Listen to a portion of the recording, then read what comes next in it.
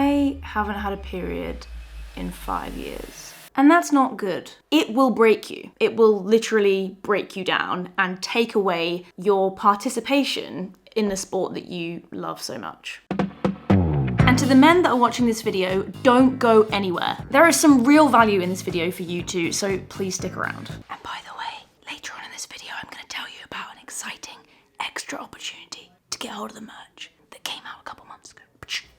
As a female endurance athlete, it should be one of your highest priorities to have a regular cycle so that you know that your hormone health is in a good place, which is why I'm taking steps to return to having a natural cycle. Bit of a different angle today. In this video, I'm going to talk about why having a regular menstrual cycle and a monthly bleed is so important to female athletes and for your general health as well. Now, of course, for some people who have certain health conditions like endometriosis, for example, it can be better for their quality of life to not have their natural cycle and to intentionally take that out of the equation by taking hormonal contraception to alleviate their symptoms. But in this video, I'll be talking in general terms and from my perspective. I'm going to be talking about my two very different experiences with amenorrhea, which is the word for when you don't have your cycle, you don't have that monthly bleed. The current one, whereby for the last 5 years, I have had an absence of my natural cycle due to the hormonal contraception that I've been taking. And the past one, whereby I would naturally lose my period, sometimes for 3 months, up to at worst 9 months in a row because of the choices I was making in my life. Underfueling, overtraining, and experiencing an eating disorder.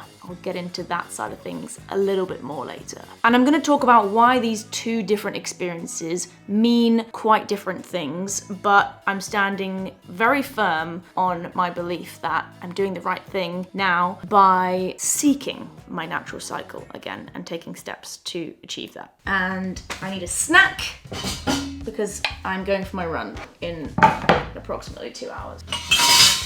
I need to be fueled. I have found it a little bit difficult when I've been asked either on my YouTube channel, in the comment section, in podcasts, in my DMs, or in real life by people to talk about my experience training with my cycle or training in line with my cycle, or just advice for women who train who have periods and how, that you can make that work in your advantage. Because I don't have a lot of experience with that, because I have spent quite a big section of my career without my periods.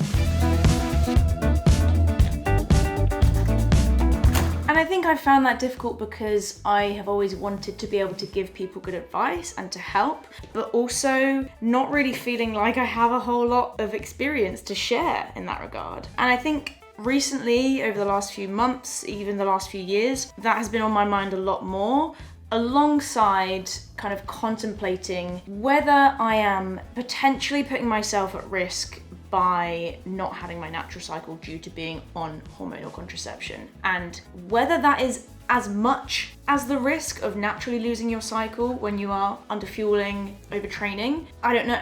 I don't know the answer to that question, and I think there's a real lack of access to really concrete information for female athletes who are told they need their cycle because it is so important, but also female athletes who don't want to get pregnant and therefore consider hormonal contraception, and the two don't really marry up. You can tick one need and not the other, or vice versa, which I think kind of sucks.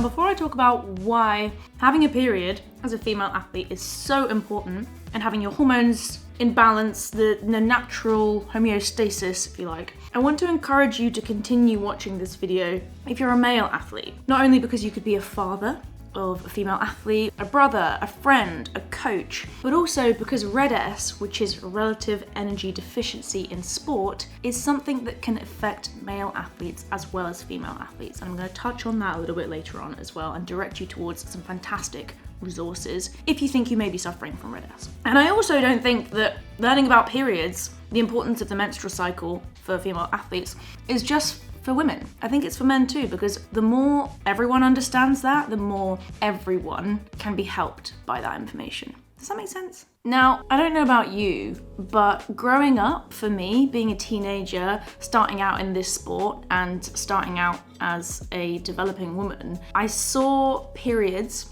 as a roadblock and as a negative thing. As if I have to deal with this 1 week long bleed that is so inconvenient for my life and for sport. Why can't I just not have it? A lot of people think that it negatively impacts their performance, and it can be a barrier to even starting sport. In a lot of places around the world, you can't access sport with a period because there's not the facilities around that sport to allow you to exist as a menstruating woman and exist as a sports person. However, losing your period is not something that should be practically celebrated because of the negative impact it has on you as a competing athlete and as a healthy person. And that's because losing your period, or functional hypothalamic amenorrhea, as it is clinically referred to, the hormonal imbalance that is caused by that then leads to a reduction in bone density over time, which can increase your risk of things like osteoporosis and breaking your bones, stress fractures, stress responses.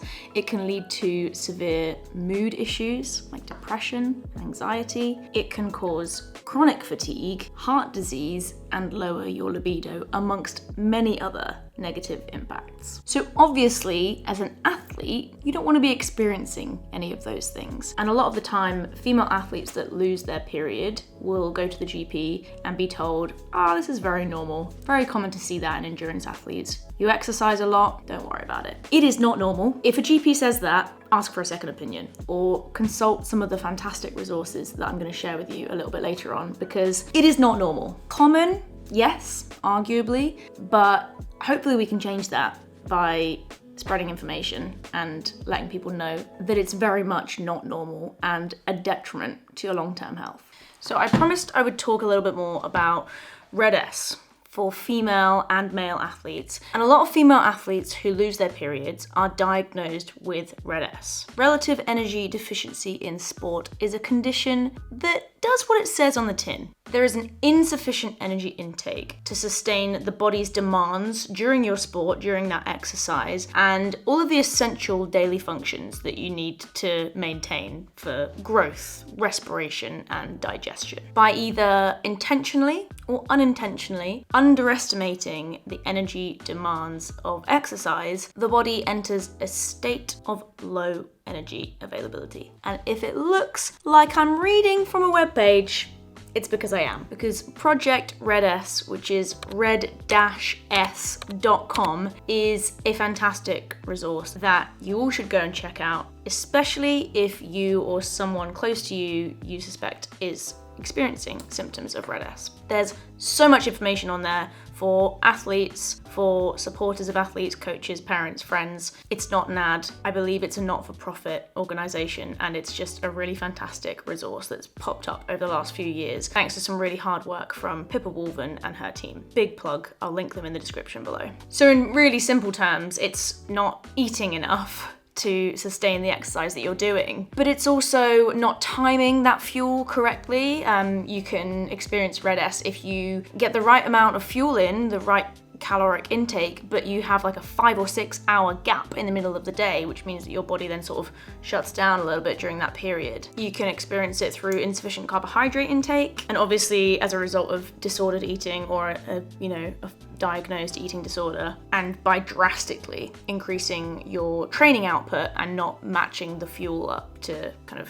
read across with that. Any person that exercises can be at risk of RED-S. It doesn't matter what shape, size, weight, or gender you are. It can affect everyone, and it can affect everyone differently, but it's not an exclusively female problem, which I think most people assume it is because of this tie to the menstrual cycle. Obviously, men don't have the menstrual cycle, but they can experience RED-S as well. I know Jake Smith, who is a very prominent athlete in the UK, has spoken out about his experience with RED-S. He went from being our best marathon guy to having, back-to-back bone injuries, and is now building back from that and coming back from his experience with RED-S. And I think male athletes speaking out about this is just as important as female athletes doing so. And there are so many female athletes that have shared their experiences with this as well. One of the most prominent stories is probably that of Bobby Clay, who went from making world's teams, being one of the fastest up-and-coming under-20 athletes in the world, going to the World Junior Championships, to then fracturing her foot, doing a tumble turn in the swimming pool and just getting bone injury after bone injury. And I think,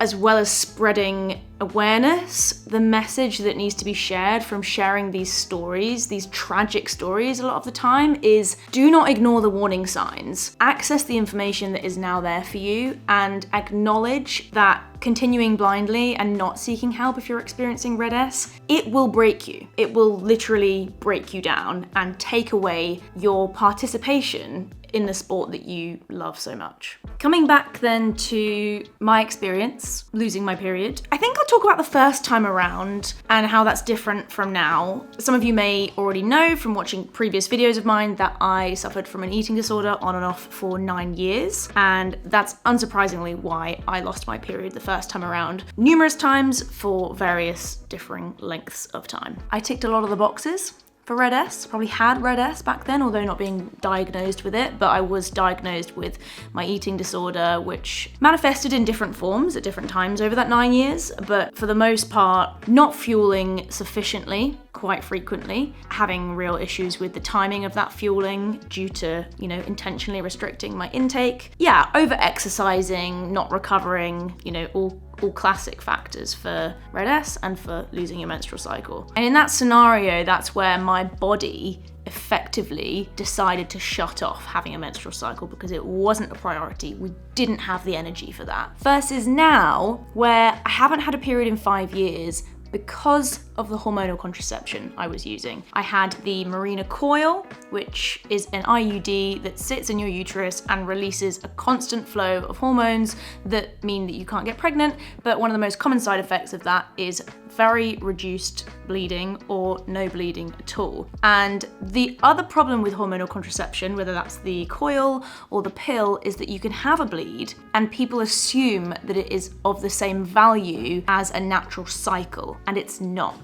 All types of hormonal contraception, from the pill, the IUD, the patch, the implant, suppress the body's natural menstrual cycle, which often produces a synthetic bleed. It is therefore impossible to tell whether a natural menstrual cycle is present whilst using these hormonal contraceptives. Which means if someone has lost their menstrual cycle, in scenario 1, where I lost mine, taking the pill and therefore getting a withdrawal bleed is not your natural cycle. It does not solve the problems that losing your period brings about. Which is why I've decided to have my IUD removed now, because over the last 5 years, not having my cycle, having that removed by the hormonal contraception, whilst that might seem fine, I don't have the natural marker of my natural cycle and my natural bleed being there. Now, once my period comes back and I'm into a natural cycle and I'm regular, if I lose my period, that's the first red flag to me that I'm either under training,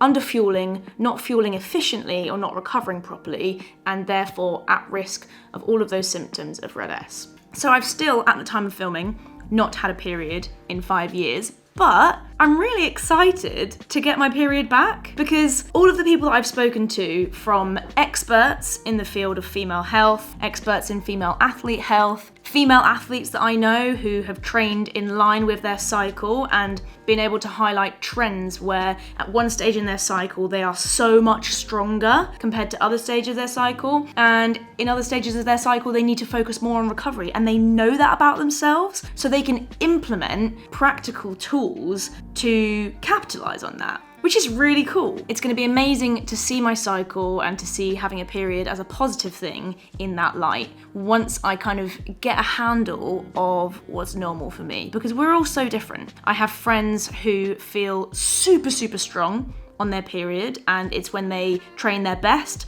And I also know people who really struggle during their period, and it's other parts of their cycle where they feel unstoppable. Some people might not feel too much of a difference at all. The most important thing, I think, as a female athlete is getting to know your own body. And I think that's a real superpower if you can do that. So right now, I can't offer any advice or even experience on training with my cycle. My memory of having an intermittent regular cycle isn't great, and I think the athlete that I am now is very different to the athlete I was 5, 6, 7 years ago. But I'm gonna keep you in the loop. I am gonna share my experience as I get to know myself. I'll be sharing some sporadic updates over on my Instagram, so make sure you're following me over there if you aren't already. And I'd love to open up the conversation to you guys. In the comments section, tell me if you have learnt about your cycle and training in line with it, if you've experienced any of the things that I've spoken about in this video, and perhaps what helped you if you did? And what would you say to someone experiencing similar things that you went through?